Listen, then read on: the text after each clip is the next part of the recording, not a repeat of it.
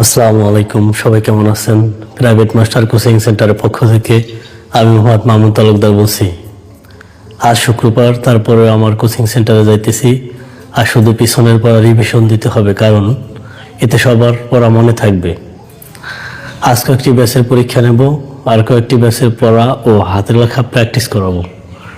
সকাল 6টায় ব্যাচ শুরু করার পর শেষ হবে 11টায়, আবার বিকাল 3টায় ব্যাচ শুরু করব, শেষ হবে রাত 9টায়। আপনার সন্তানের ভালো রেজাল্টের জন্য তাকে একই পড়া বারবার রিভিশন দিতে বলুন, এতে পড়া মনে থাকবে ভালো। আর কঠিন শব্দগুলো লিখতে বলুন, এতে বানান ভুল হওয়ার সম্ভাবনা কমবে। ওকে, সবাই ভালো থাকুন, সুস্থ থাকুন। আবার কথা হবে অন্যদিন অন্য কোনো বিষয়ে। ধন্যবাদ ভিডিওটি দেখার জন্য।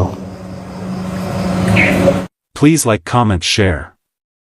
Please like, comment, share.